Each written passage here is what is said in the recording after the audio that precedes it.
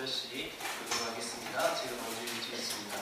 선지자들 곧 선지자 학개와 이또의 손자 스가랴가 이스라엘 하나님의 이름으로 유다와 예루살렘에 거주하는 유다 사람에게 예언하였더니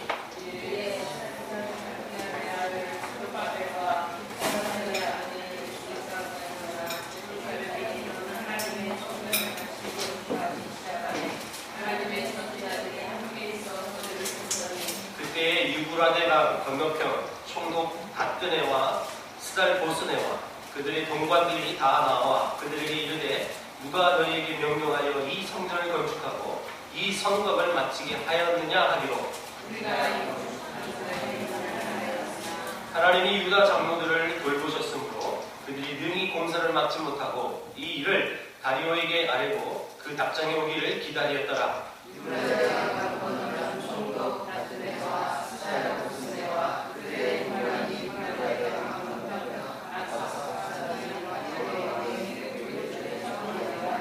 그 글에 일렀으되 다리오 왕은 평안하옵소서.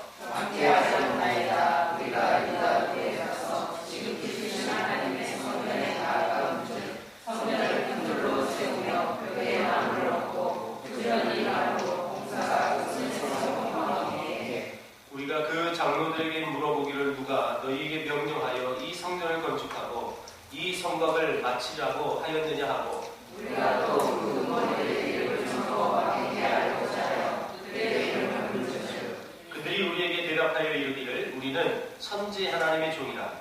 이전에 건축되었던 성전을 우리가 다시 건축하노라. 이는 본래 이스라엘의 큰 왕이 건축하여 완공한 것이었으나 우리 이스라엘의 하늘에 계신 하나님을 의뢰하였으므로 하나님이 그들을 갈대아 사람 바벨론 왕 느부갓네살의 손에 넘기시매 그가 이 성전을 이 성벽을 받을 바벨론으로 바벨론 왕 고레스 원년에 고레스 왕이 조서를 내려 하나님의 이 성전을 다시 건축하게 하고 또 느부갓네살이 예루살렘 하나님의 성전 안에서 금은 옮겨다가 바벨론 신당에 두었던 것을 고레스 왕이 그 신당에서 꺼내어 그가 세운 종로 세사사라고 부르는 자에게 드리고 일러 말하되 너는 이 그릇들을 가지고 가서 예루살렘 성전에 두고 하나님의 전을 제자리에 건축하라 하매 이에 이 세사사들이 들어 예루살렘 하나님의 성전 지대를 놓았고 그때부터 지금까지 건축하였으나 아직도 마치지 못하였다 하였으니 있습니다. 이제 왕께서 좋게 여기시거든 바벨론에서 왕의 몸을 정당에서 쫓아하사 과연 고레스 왕이 조서를 내려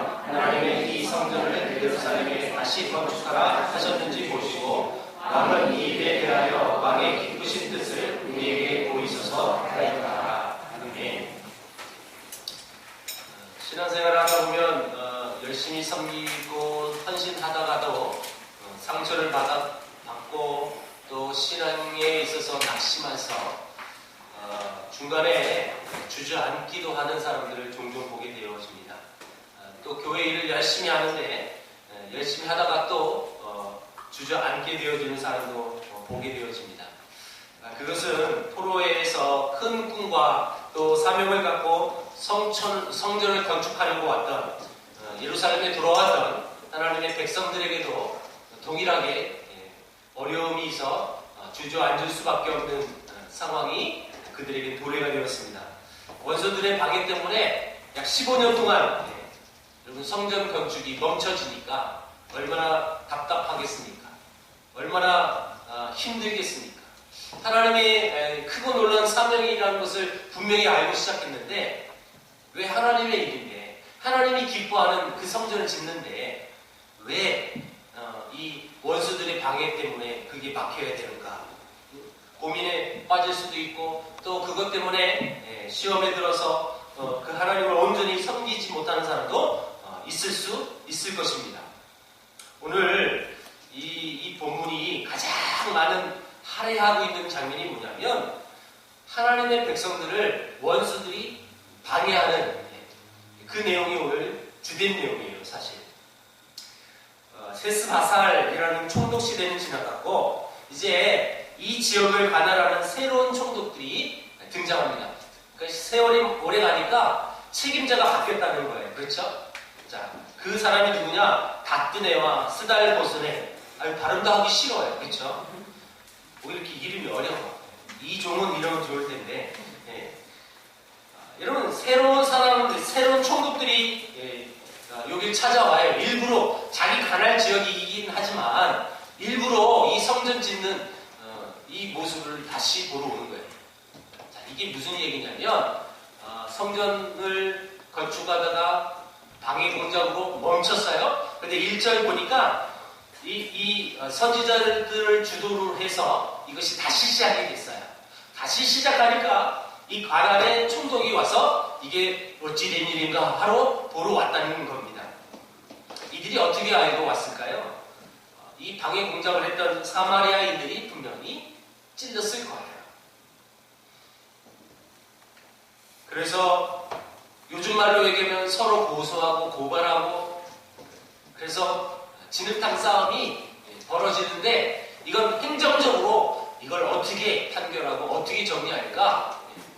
그 당시에 최고의 예령 재판장은 이 나라를 통치하는 수장이겠죠. 왕에게 이 모든 상황들을 보고해서 어떻게 하면 좋을까요? 그 내용이 오늘 본문이에요. 당장 공사를 중단시키지는 못하고 페르시아 왕에게 허락을 받아서 여러분 실제로 이런 모든 것은 공문서의 힘을 가지고 이 공문서의 힘이라는 것은 실질적으로 그 모든 상황을 정리할 수 있는 권한이잖아요. 그래서 그 왕이 지시한 대로 이 일을 처리하려고 이 총독들이 여러분 다시 본국에다가 여러분 조서를 쓰는 거예요. 자, 그러면서 이들이 왜 다시 공사를 시작했느냐 알고 봤더니 고레스 왕이 허락을 했기 때문에 그 근거로 하는 거다. 그래서 그 일로 인해서 세스바살이라는 총독을 보내서 그걸 임명받았고 심지어는 바벨론에 있는 성전 그릇을 그 왕께서 내어주면서까지 이거 다시 그 성전 지어서 그걸 다 이루게 해라. 그런데 아직도 완공을 못했으니까 지금 다시 시작하는 것이라고 합니다. 왕이여 판결을 내려주소서. 그게 이제 17절까지 나온 내용이에요. 근데 이 판결은 여러분 이 5장에 나오지 않죠? 그러면 어디에 나올까요? 6장에 나오는 거예요. 6장. 여러분 6장 1절 2절을 보니까 정말 고레스 왕께서 그 전에 이 모든 것을 조서를 써서 다 허락해 주었다는 사실을 여러분 이를테면 문서 창고에서 끄집어내가지고 그 문서를 확인하는 거예요. 확인. 그랬더니 어떻게 돼요? 6절 7절에 이게 전화위복이 됐고 방해꾼들 야 이 공사장 접근 금지 이런요. 오늘날하고 비슷하죠? 서로 부부가 마음이 안 맞아서 싸워서 여러분 이혼을 했어요. 근데 계속 그 이후에도 어려움을 줘요. 막 이를테면 전 남편이 자기하고 자기 자녀들에게 찾아와서 막 해코지해요. 그럼 법원에서 무슨 명령 내리죠? 접근 금지 명령을 내려요. 어쩌면 이 모습하고 똑같은 모습이에요. 방해꾼들 접근하지 마. 왕께서 지시해 줬어요. 여러분 이것만 갖고도 하나님이 살아계시고 역사하심을 우리가 볼 수 있는데 그 다음 8절 9절 보니까 더 하나님의 위대함이 나타나요. 뭐냐면 야 그 필요한 경비 지원해줘. 얼마나 큰 문맥이 있어요. 그렇죠? 이 대적들 때문에 공사가 멈춰졌고 그래서 그 공사를 다시 시작하는데 또 공적인 문제로 이게 왜 다시 시작하느냐 다 원천적으로 조사해서 또 본국의 페르시아 왕에게 이걸 다 조서를 보냈는데 오히려 여러분 그 왕께서 더 좋게 이 모든 것을 허락해 줬다는 거예요. 불신자의 방해나 사탄의 역사라도 여러분 하나님의 일을 방해할 수 없다는 사실을 우리 이 본문을 통해서 확실하게 배워줍니다.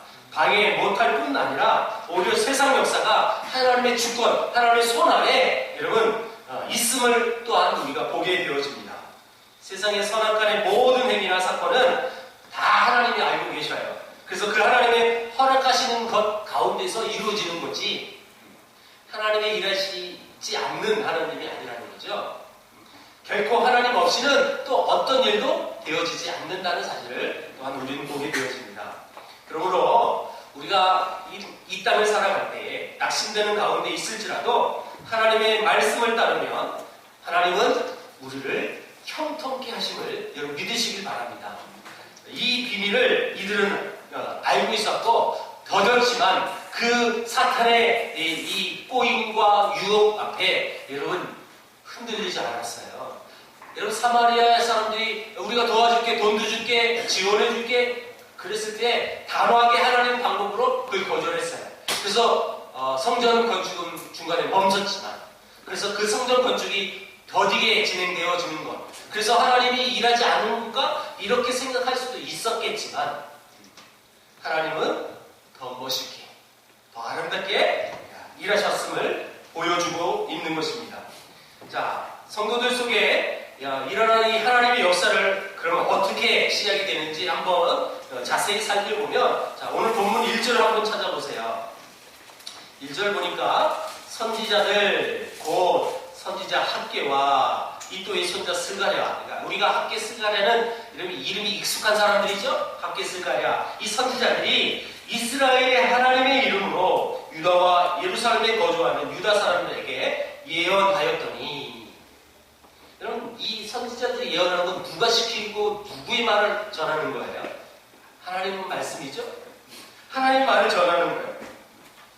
자, 여러분 이 모든 이게 뭐예요? 하나님의 일을 하기 위해서 하나님은 하나님의 사람들을 세우셔서 그 일을 시작하고 있다는 장면입니다. 그리고 그들의 입을 통해서 말씀하십니다. 그러면서 하나님의 이 열심이 항상 우리들보다 먼저 앞서시고 앞서 행하시는 사실을 보여주고 있고요. 자, 그 하나님의 열심이 얼마나 대단한 열심이십니까? 여러분, 어찌 우리 감히 인간이 하나님의 열심을 따라갈 수 있겠습니까? 근데 여기뿐만 아니라 선지서 곳곳에서 하나님이 이렇게 말씀하셨어요. 만군의 여호와의 열심이 이를 이루시리라. 이 말이 선지서에 굉장히 많이 나옵니다. 여러분 이 말이 뭐예요? 이 모든 일을 누가 어떤 것으로 이 일을 이루신다고요? 여호와의 열심. 다시 말하면 이 한마디로 축약하면 우리가 늘 예배하기 전에 인사하는 거랑 똑같은 거예요. 누가 하신 거라고 이건? 주님이 하신 거예요. 하나님이 하신다라는 이 이야기를 여호와의 열심히 이를 이루시리라 이렇게 말씀하셨다는 거예요. 성전 건축이 15년 동안 멈춰져서 분명히 백성들에게 실망의 사건이고 또한 신앙적으로 나태해졌을 것입니다. 아, 이젠 안 되나 보다.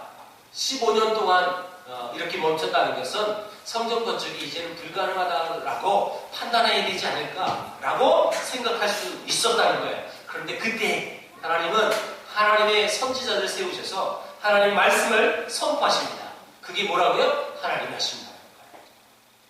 일을 니들이 하는 것이 아니라 하나님 내가 이 모든 일을 추진할 것이다. 일할 것이다. 이렇게 말한다는 거죠. 여러분 이 메시지를 우리식으로 한번 받아보세요. 여러분이 아무리 기고 날고 뛰고 해도 하나님의 일하심이 없으면 하나님의 역사하심이 없으면 여러분 아무것도 할 수 없는 존재가 우리잖아요. 근데 그 모든 비밀을 알아서 하나님 나도 열심히 일하지만 최선을 다하지만 그 모든 것 주관자는 하나님이시라는 그 사실을 알고 하나님이 하십니다. 그리고 그 하나님이 하실 것입니다. 그리고 지난날의 모든 일을 하나님이 하셨습니다라고 고백하며 살아가는 사람들은요, 여러분 새 힘이 얻을 수밖에 없는 거죠. 이런 사람의 특징이 뭐냐면 두려움이 없어요. 불안이 없어요. 왜요? 내가 하는 게 아니라 누가 하신다고요?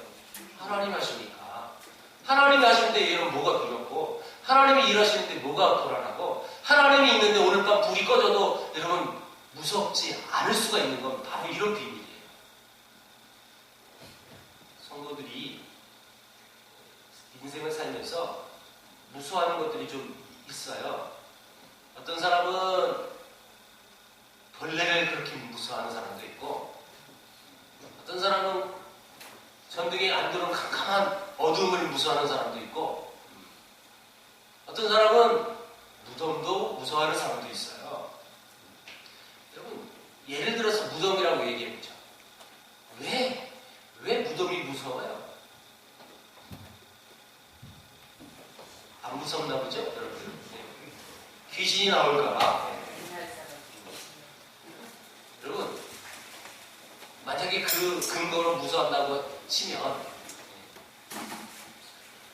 성도로서 이건 조금 부족함이에요. 무슨 얘기예요? 여러분, 그 귀신이 무서워서 벌벌 떨면 지금 그 귀신을 주관하시는 분이 누가 있는지 그걸 모르고 있는 거라는 거죠. 예화예요, 예화. 목사님이 지나갈 때부터 묘지인데 그래서 목사님을 하기 때문에 또 뒤에서 욕할 거예요. 그렇죠? 네. 예. 여러분, 내 뒤에 그리고 내 모든 일을 뒤에서 주관하고 만져주시고 역사하시는 분이 하나님이라는 사실을 믿는다면 두려움이 있을 필요가 없다는 거죠. 왜요? 하나님이 다 이루십니까? 하나님이 열심히 어떤 열심이에요? 하나님 말씀으로 천지를 창조하신 분인데 하나님이 일하신다는데 무슨 이런 걱정과 근심이 있겠습니까? 이 말은 우리가 아무것도 안 해도 저절로 된다는 뜻 아니에요. 그래서 여러분 감나무 밑에서 입 벌리고 있지 마세요. 이 말은 그 뜻이 아니에요. 내가 있는데 누가 너를 방해하겠느냐? 내가 있는데 무엇이 두렵느냐? 내가 일하는데 뭐가 걱정이 많느냐?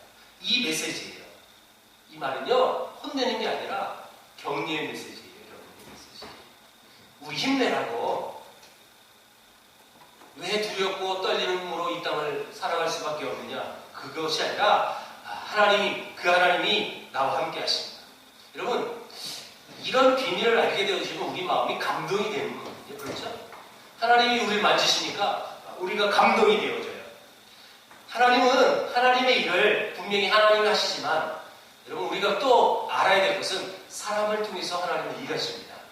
근데 그 사람이 유능한 사람이냐, 똑똑한 사람이냐, 부자냐? 아니요. 하나님이 감동시킨 사람을 하나님을 통해서 일하십니다. 근데 그건 조건이 없어요. 많이 가져서 똑똑해서 그래서 하나님이 주시는 것이 아니라 하나님을 얼마나 의지하는 거예요. 미국의 경영 대상을 수상한 대표들에게 물었대요.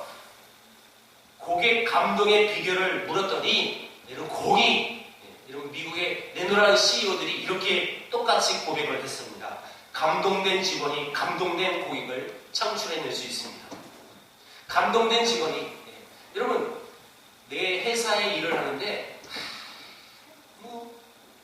목표의식도 없고 주인의식도 없고 어떻게든지 조금만 일하고 어떻게든지 더 많이 받아가려고 이렇게 짠머리만 쓴다면 여러분, 그 회사의 대상인 고객들에게 감동이 되어지지 않을 거예요. 그렇죠?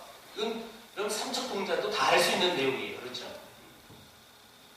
그 일을 담당하는 직원들이 먼저 마음속에 감동이 되어져요. 그래서 최선으로 일을 하고 또 그 모습을 봤던 고객들은 그 모습에 또 감동이 되어서 그 물품도 더 사는 거고. 하나님은 어찌 보면 이런 방법으로 우리를 지금 사용하시는데 하나님은 사람을 사용해서 하나님의 일을 하십니다. 그런데 하나님은 그 사람이 일할 수 있도록 그 마음을 먼저 감동시켜주는 거예요. 그리고 그 하나님의 손으로 그 마음을 터치하시는 것입니다. 그러니까 그 사람이 그 하나님 앞에 감동이 되어져서 최선의 삶을 또 살아가는 거예요. 하나님은 하나님께서 원하시는 일을 친히 이런 추진하셔요. 친히 직접 하신다는 거예요. 그러므로 그분의 일꾼들은 참 복이 있는 사람들이겠죠. 하나님이 친히 나를 하나님으로 일꾼 삼으셨다는 것은 여러분, 우리가 복 받았다는 뜻입니다. 그리고 그 하나님이 친히 택하신 사람들을 하나님은 책망이 아니라 격려하시고 배려하시고 위로하셔서 그 일들을 더 아름답게 감당할 수 있도록 그의 마음을 만지시는 하나님이십니다. 여러분, 이렇게 하나님의 감동을 받는 저와 여러분 되길 축복합니다. 그래서 그 하나님께 여러분 그 일이 쓰임받는 것 굉장히 축복 아니겠습니까? 근데 그 하나님의 일이 쓰임받는 사람은 아무나 쓰임받는 게 또 아니라는 거예요. 오해하지 마세요. 방금 전에 계세요. 돈이 많아서 똑똑해서 쓰시는 게 아니라는 거예요. 교회 일이나 성도의 개인의 삶에서도 하나님은 친히 계획을 갖고 계시고 그리고 그렇게 일하시며 시작과 끝을 반드시 하나님이 허락하십니다. 그래서 그 하나님이 그 모든 일을 마치시는 거죠. 그러므로 중요한 게 뭐냐면 1절에서 학계처럼 스가랴처럼 여러분 이 선지자들을 지금 하나님이 세우셨어요. 자, 그래서 그들은 어떻게 일했느냐? 하나님의 일을 받들어서 하나님의 일에 동참하고 동역한 헌신된 사람이 먼저 있었습니다.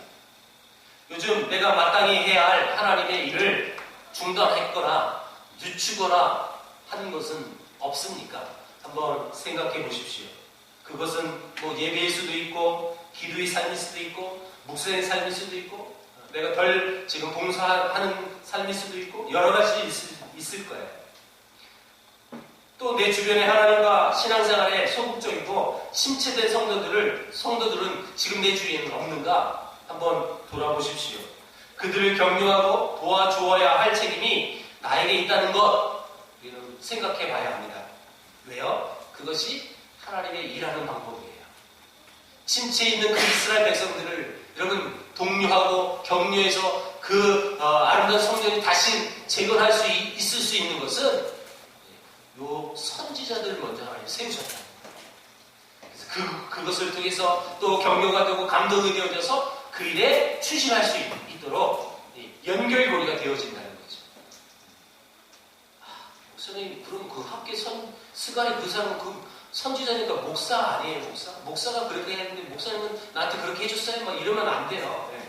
이건 지금 선지자 목사 얘기만 하는 얘기가 아니라 모든 성도들이 가져야 될 메시지라는 뜻입니다. 두 번째, 2절은 또 다른 성도들 속에서 역사하시는 하나님의 모습을 우리가 봐야 하는데, 자, 우리 2절 한번 보겠습니다. 2절. 같이 읽게요. 2절 시작. 이에 스알디엘의 아들 스룹바벨과 요사닥의 아들 예수아가 일어나 예루살렘에 있던 하나님의 성전을 다시 건축하기 시작하며 하나님의 선지자들이 함께 있어 그들을 돕더니 하나님의 일은 두드러진 한 영웅을 써서 물론 그렇게도 일을 하시지만 여러분 하나님의 일이 거의 그렇게 이루어지지 않습니다. 개인의 힘으로 결코 다 이루어지지 않습니다. 그러므로 필요한 것은 하나님이 말씀하시면 사람이 협력하고 동참하게 해서 그 일들을 하나님이 일하신다는 거죠.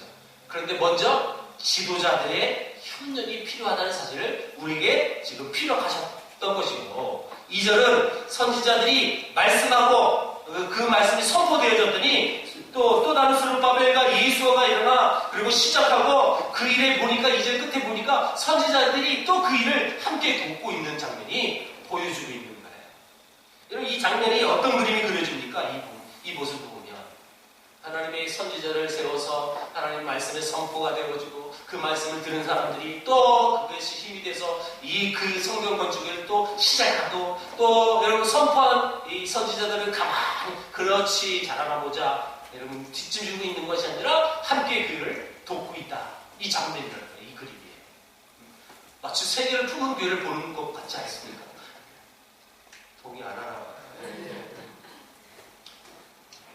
동의 안 해도 우리 교회가 이런 교회 됐으면 좋겠습니다. 이게 다른 공동체의 모습이라는 거예요. 다른 공동체.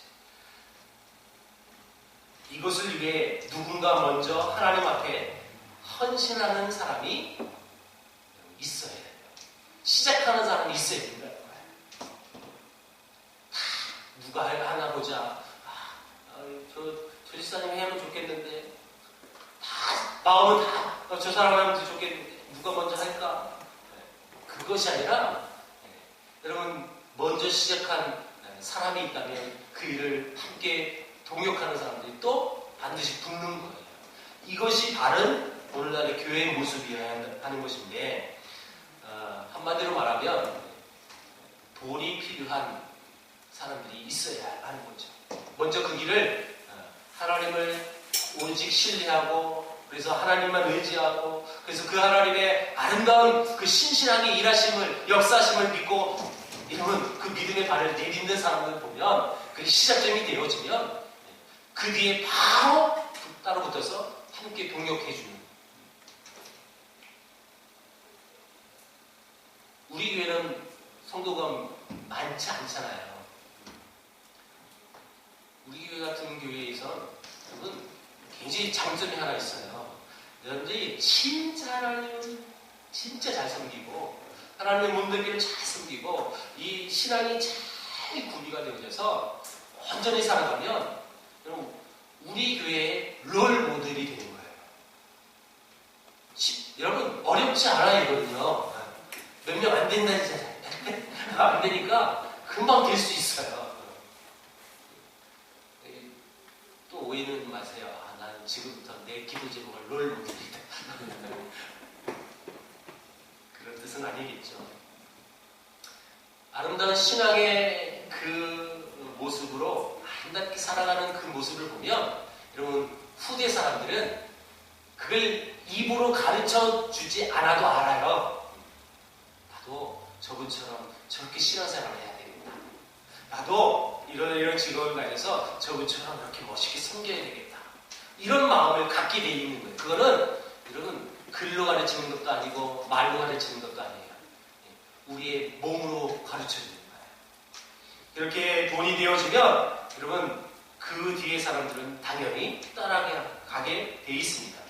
이게 오늘 여기 1절, 2절 요게 이제 오늘 중심의 핵심 포인트인데, 하나님이 말씀하셨고, 그래서 헌신했더니 함께 도왔고, 그래서 5절 보니까 하나님이 이 이스라엘을 돌보셨다라는 말이 나와요. 그러면서 8절에 보니까 이제 모든 사람들이 형제께서 한 마음으로 부지런히 성전 건축을 위해 애썼다는 거죠. 그러니까 얼마나 놀라운 은혜가 펼쳐집니까? 하나님은 분명 하나님이 하신다라고 이 선지서 곳곳에서 말씀하셨어요. 너희들이 하는 게 아니라 내가 하는 건데, 그 하나님이 열심히 이 모든 것을 이루실 건데, 근데 그 하나님은 어떻게 그 일을 이루시냐고요? 먼저 하나님의 사람에게 하나님의 마음, 하나님의 손을 터치해서 그 사람의 마음을 감동시켜서 일하고, 그리고 그 사람을 감동시켜서 뭘 하냐면 옆에 있는 주위 사람들에게 동참시키게 하고 협력시키게 해서 그 일들을 하나님 추진하신다라는 것이 오늘 본문의 핵심입니다. 말하자면 사람이라는 이 사람은 하나님의 열심, 하나님의 역사의 통로예요. 통로. 우리는 그 하나님의 역사심의 통로가 되어져야 될 사람이라는 것입니다.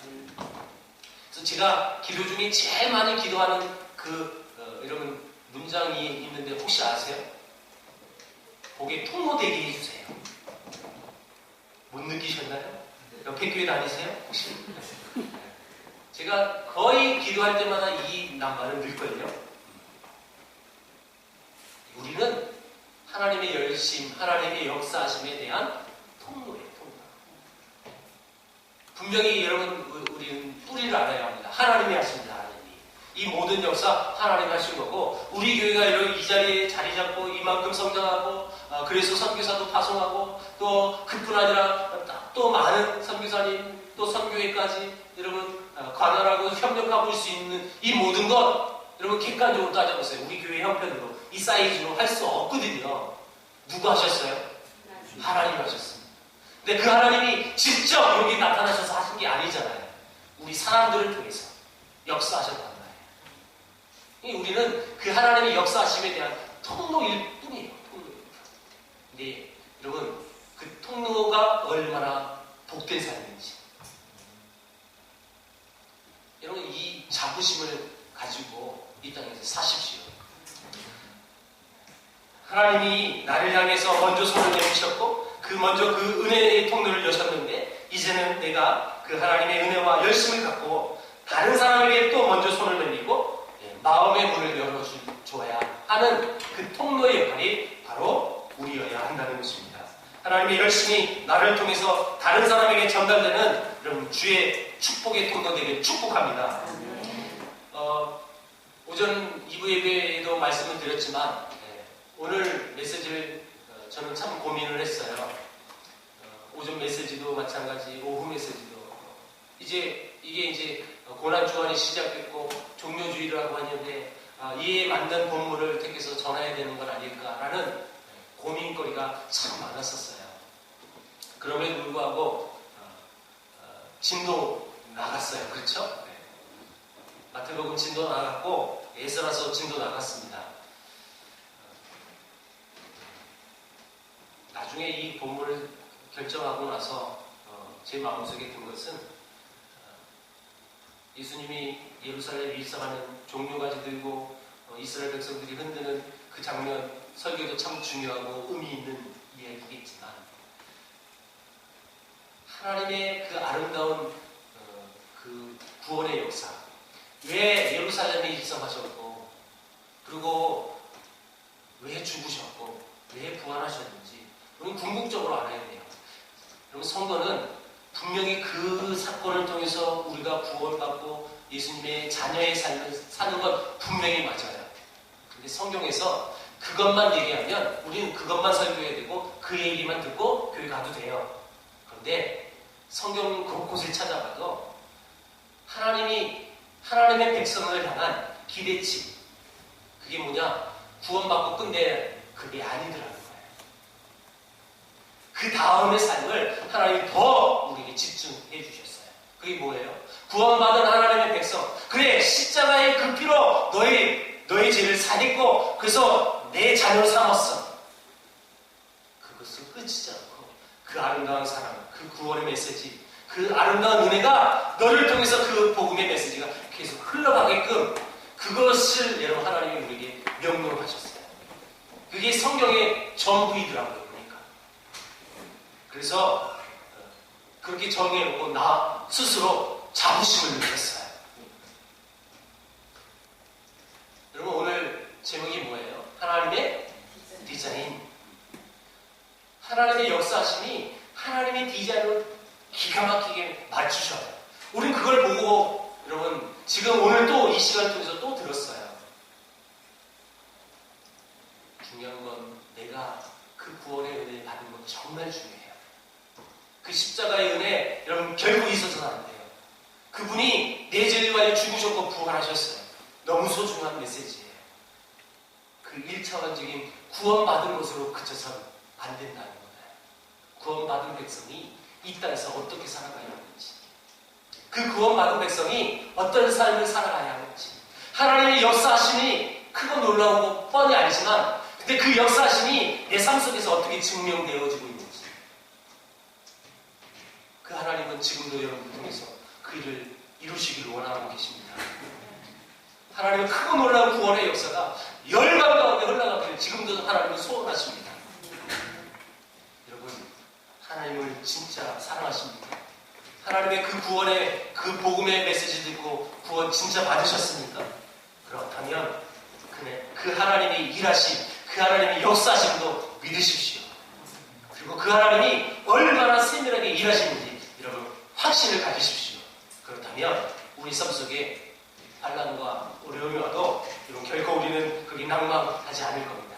15년 동안 성전 건축이 멈춰져서 실망하고 낭망하고 쓰러질 수밖에 없었던 이스라엘 백성들에게 하나님은 하나님의 사람을 세우셔서 하나님의 말씀을 선포하셨고 그들의 마음을 감동시켜서 하나님의 일을 일하게 하셨습니다. 그 모든 일을 하나님이 하셨습니다. 우리 이 사실을 보는 거예요. 이 사실을 여러분 근거해서 여러분 하나님의 열심이면 다 되는 겁니다. 나의 열심은 사실 게임이 되지 않아요. 이 말은 내 모든 건 다 내려놓고 하나님께 내 모든 걸 맡기시라는 뜻입니다. 그런 아름다운 여러분 일주일의 삶을 사셔서 이 고난의 의미가 무엇일까? 도대체 예수님이 왜 십자가에 못 박혀 죽으셨을까? 단순히 내 죄를 사하여. 그거 맞아요. 여러분 제가 말하는 원뜻을 잘 이해해 주십시오. 목사님 지금 이 부활절을 한 주 앞당기고 그 십자가의 죽으심과 부활을 약화시키는 거 아니야? 절대요. 그것은 기본이라는 거예요. 기본. 그걸 기초로 해서 더 나은 그 아름다운 십자가의 사랑이 나로 인하여 여러분 흘러가야지, 통로가 돼야지. 나 때문에 막혀서는 안 된다는 뜻이에요. 나 때문에 그 하나님의 역사하심이 여러분 가려져서는 안 된다는 뜻이에요. 이 의미를 바로 안다면 고난의 의미도 바로 알 거예요. 왜 죽으셨어요? 나만 구원하시려고요? 아니요. 온 세상 열방을 구원하시려고 예수님이 죽으셨어요. 죽으시려고 이 땅에 오셨고 죽으시려고 예루살렘에 들어오셨습니다. 그 의미를, 그 본질을 우리는 바로 알아야 합니다. 그래야 여러분 고난의 의미도 바로 알게 되고 성도의 삶이 무엇인지도 알 수도 있다는 것입니다. 마지막으로 선포합니다. 여러분 하나님의 열심과 은혜를 다른 사람에게 흘려버리는 그런 멋있는 축복의 통로 되길 주의 이름으로 축원합니다. 기도하겠습니다. 하나님 감사합니다.